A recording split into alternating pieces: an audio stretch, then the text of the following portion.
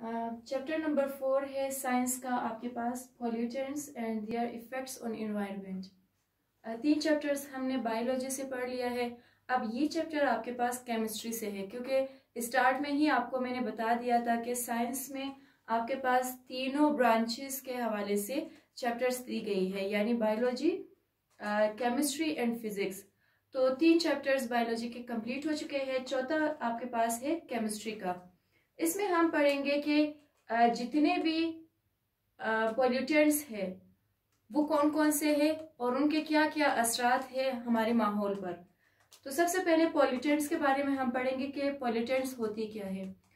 अब अगर हम बहैसियत इंसान या बहैसियत जानदार इस दुनिया में रहते हैं तो वो तमाम चीज़ें या वो तमाम मुज़िर ज़रात जो इंसानी जिस्म के लिए या फिर आप कह सकते हैं कि माहौल के लिए या जानवरों के लिए या फिर पौधों के लिए मुज़िर हो, ख़तरनाक हो, तो उसे हम कहते हैं कि वो पॉल्यूटेंट्स कहलाती है। तो इस सबक में हम उन पॉल्यूटेंट्स के बारे में पढ़ेंगे और उनके असरात के बारे में पढ़ेंगे कि वो माहौल पर क्या असरात मुरतब करते हैं। सबसे पहला जो टॉपिक है वो है sources, properties and effects of air pollution. तो सबसे पहले एयर पोल्यूशन होती क्या है। एयर पोल्यूशन जैसे कि नाम से जाहिर है, एयर हवा को कहते हैं और पोल्यूशन आलूदगी को कहते हैं, यानी कि वो तमाम पोल्यूटेंट्स या वो तमाम चीजें जो कि हवा को आलूदा करती हैं उसे आप कहते हैं एयर पोल्यूशन। तो अब आपके पास कौन कौन से ऐसे पोल्यूटेंट्स है या एयर पोल्यूटेंट्स कौन कौन से हैं और इनके जराए कौन कौन से हैं, यानी वो कहाँ कहाँ से हमें हासिल होती है, उसकी खसूसियात क्या है और उसके असरात क्या क्या होते हैं इस पूरे माहौल पर। तो सबसे पहले हम उन पॉल्यूटेंट्स के बारे में पढ़ेंगे। इजीली आपके लिए मैं यहाँ पे 4 कॉलम्स में डिवाइड करती हूँ। सबसे पहले हमारे पास वो पॉल्यूटेंट्स हैं, उसके बाद उनके sources, then properties and last one आपके पास है उसके इफेक्ट्स।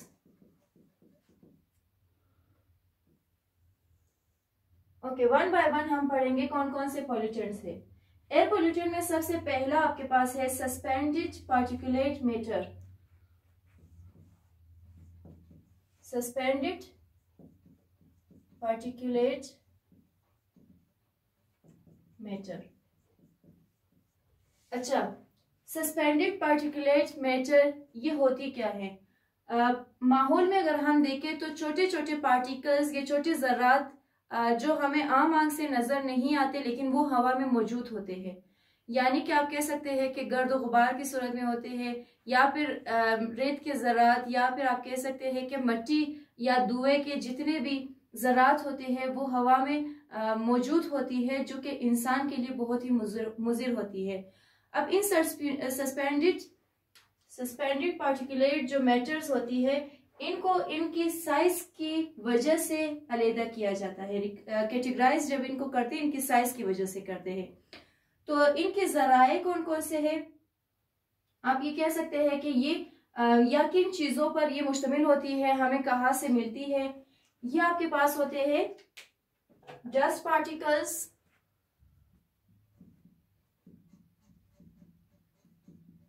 यानी कि जितने भी कचरा वगैरह होता है उनकी जो छोटे से छोटे ज़रात होते हैं उसको भी आप सस्पेंडेड पार्टिकुलेट मैटर कह सकते हैं, या फिर आप टॉक्सिक वेपर्स भी कह सकते हैं इसको। टॉक्सिक वेपर से मुराद है कि वो बहुत ही खतरनाक जो आपके पास धुएं होते हैं वो भी इसमें शामिल होती है। तो या कहाँ से मौजूद होता है या कहाँ से हमें हासिल होती है, पूरी आप अगर बात करते हैं किसी भी इंडस्ट्री की तो लाजमी बात है कि जब कोई फैक्ट्री काम करेगी उसमें से धुआं निकलेगा और उसी धुएं में आपके पास ये टॉक्सिक वेपर्स मौजूद होते हैं या डस्ट पार्टिकल्स मौजूद होती है, जो कि ना तो पूरी तरीके से ख़त्म होती है ना ही आप उसको यानी कंट्रोल हो सकता है लेकिन ख़त्म नहीं कर सकते। जब तक फैक्ट्रीज काम करती जाएगी ये आपके पास सस्पेंडेड पार्टिकुलेट मैटर्स पैदा होती जाएगी।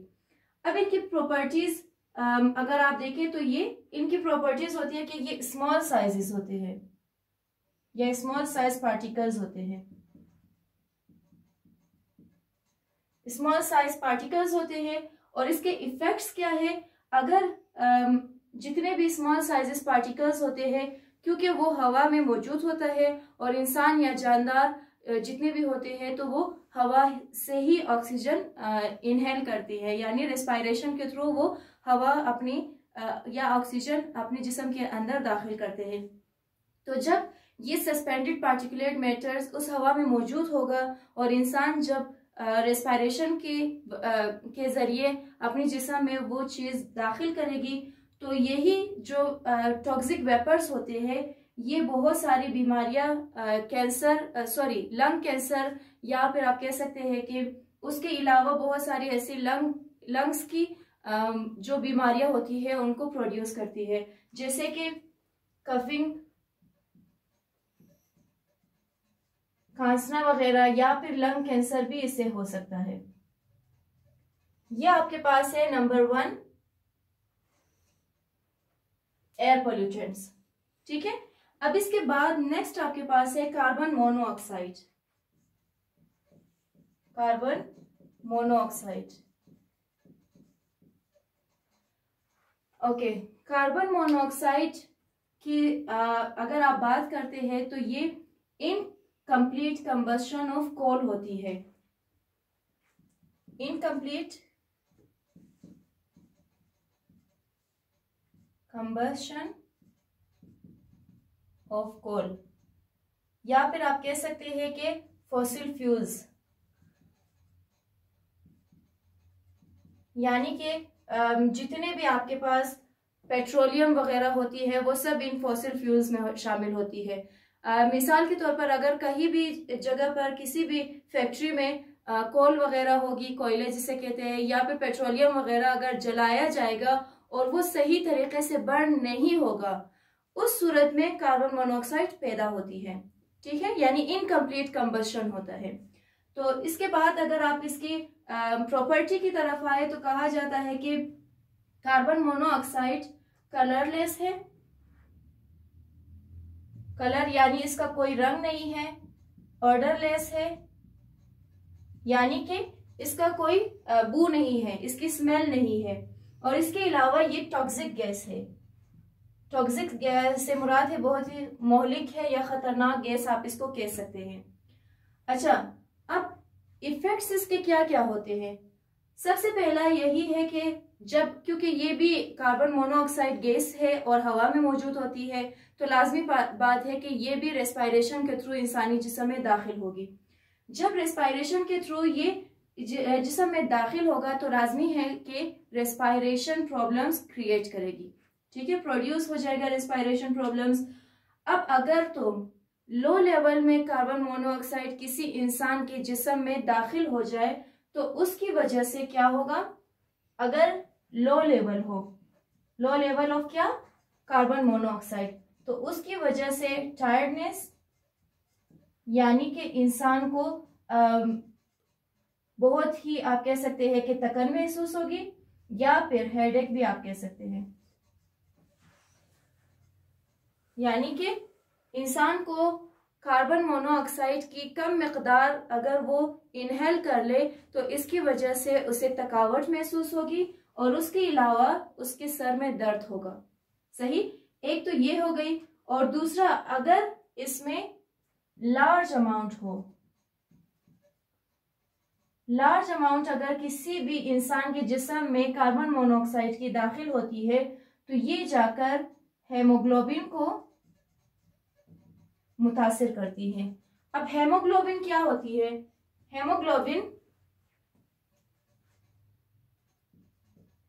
हेमोग्लोबिन इंसान के ब्लड के अंदर मौजूद होता है। ठीक है, और हेमोग्लोबिन ही होता है जो कि पूरे जिस्म में यानी खून के अंदर मौजूद होता है और पूरे जिस्म में ऑक्सीजन को की रफ्तार को बराबर रखती है, या ऑक्सीजन एक हिस्से से दूसरे हिस्से तक पहुंचाती है। तो अगर ये लार्ज अमाउंट कार्बन मोनोऑक्साइड की हमारे जिस्म में इंटर हो जाएगी तो इससे क्या होगा कि ये हेमोग्लोबिन को उस ट्रांसपोर्टेशन ऑफ ऑक्सीजन से रोकेगी, यानी ऑक्सीजन की सफर करने से या ऑक्सीजन को एक जगह से दूसरी जगह पहुंचाने से इसको रोक देगी। ये यहां तक आपके पास है कार्बन मोनोऑक्साइड। उसके बाद है हमारे पास सल्फर डाइऑक्साइड।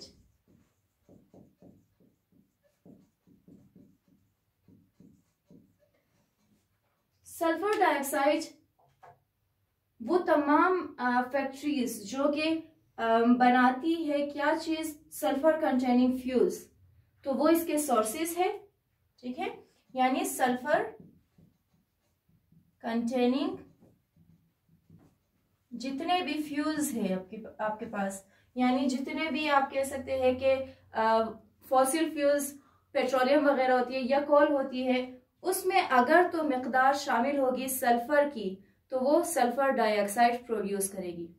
ये यहाँ पे इसकी सोर्स होगी। अब इसके अलावा अगर आप बात करते हैं कि पावर स्टेशन की, पावर स्टेशन क्या होगा, थर्मल पावर स्टेशन स्पेशली इस्तेमाल होती है इलेक्ट्रिसिटी प्रोड्यूस करने के लिए। इलेक्ट्रिसिटी जब प्रोड्यूस किया जाता है तो उसमें भी सल्फर डाइऑक्साइड बहुत ज्यादा मिकदार में प्रोड्यूस होती है। तो ये इनके सोर्सेज है। अब इसकी प्रॉपर्टीज है कि ये एक तो होती है कि हैवी होती है, बहुत ही भारी है, और दूसरा है ये ऑर्डरलेस है, ऑर्डरलेस गैस होती है। यानी एक तो ये इस कलरलेस है, एक तो बहुत भारी होती है और दूसरा इसका कलर भी नहीं होता, यानी बेरंग होती है। और तीसरी अगर इसकी बात करें तो हम ये पंजेंट स्मेल इसकी होती है, यानी आप कह सकते हैं थोड़ी सी इसमें चुभने वाली स्मेल होती है। ठीक है, अब इफेक्ट्स इसके क्या है? इफेक्ट्स इसके ये है कि अगर सल्फर डाइऑक्साइड प्रोड्यूस होगा तो जितने भी सल्फर डाइऑक्साइड है, यानी इसको अगर आप सिंबॉलिकली शो करते हैं तो SO2 यानी सल्फर और 2 ऑक्सीजन के एटम्स सल्फर डाइऑक्साइड बनाती है। SO2 जब किसी भी पानी के साथ रिएक्ट करेगी तो उसके बदले में आपके पास क्या होगा, एक एसिड बनेगी। एसिड कौन सी बनेगी? वो होगी सल्फ्यूरिक एसिड। सल्फ्यूरिक एसिड बन जाएगी। और ये जो सल्फ्यूरिक एसिड होती है, ये कहा जाता है कि जितने भी तेजाब होती है, जिसको आम जबान में हम तेजाब कहते हैं, तो जितने भी तेजाब होती है उनमें सबसे जो स्ट्रॉन्ग तेजाब है वो सल्फ्यूरिक एसिड है। तो अब जब आपके पास सल्फर डाइऑक्साइड प्रोड्यूस होगा तो यही सल्फर डाइऑक्साइड रिएक्ट करेगी पानी के साथ। कौन सी पानी के साथ? अगर तो ये रिएक्ट करे बारिश के पानी के साथ तो उस सूरत में क्या प्रोड्यूस होगा? एसिड रेन, यानी आप इसको कहते हैं तेजाबी बारिश प्रोड्यूस हो जाएगी। और यही तेजाबी बारिश बाद में जाके फिर बहुत सारी दूसरी किस्म की जितने भी मुख्तलिफ मौलिक चीजें हैं या बीमारियां हैं वो जन्म देती है। ठीक है, अब ये तो एक इसका असर हो गया कि सल्फ्यूरिक एसिड प्रोड्यूस हो जाएगा, जिसकी वजह से, यानी जिसको हम एसिड रेन भी कह सकते हैं। एसिड रेन बहुत सारे लोगों के लिए भी, एक्वेटिक जितनी भी लाइफ है उनके लिए भी, और इसी तरह प्लांट्स, बिल्डिंग्स और जानवरों के लिए भी खतरनाक होती है। इसके अलावा अगर इंसानों की बात करें तो इसमें यह होगा कि एक तो लंग कैंसर ये प्रोड्यूस कर सकती है, क्योंकि ये हवा में मौजूद होती है। ठीक है, सल्फर डाइऑक्साइड गैस है, हवा के साथ ये रिएक्ट करेगी तो लाजमी बात है कि लंग कैंसर, यानी क्योंकि हम रेस्पायरेशन के थ्रू यानी सांस लेते वक्त हम ऑक्सीजन इनहेल करते हैं, और अगर किसी भी जगह पे सल्फर डाइऑक्साइड की मिकदार ज्यादा होगी तो उससे बहुत सारी फेफड़ों की बीमारियां भी जन्म लेती है, या हो सकता है कि लंग कैंसर भी जन्म ले। और इसके अलावा ये पौधों के लिए भी खतरनाक है। पौधों में जो क्लोरोप्लास्ट होती है, क्लोरोप्लास्ट को ये मुतासिर करती है। क्लोरोप्लास्ट की मदद से ही पौधे अपनी खुराक बनाते हैं, और अगर क्लोरोप्लास्ट ही मुतासिर होगा तो पौधे खुराक नहीं बना सकते, यानी उनका जो फोटोसिंथेसिस का अमल होगा, यानी खुराक बनाने का अमल होगा, वो बहुत ही स्लो डाउन हो जाएगा, जिसके बदले में फिर उनकी ग्रोथ भी रुक जाएगी।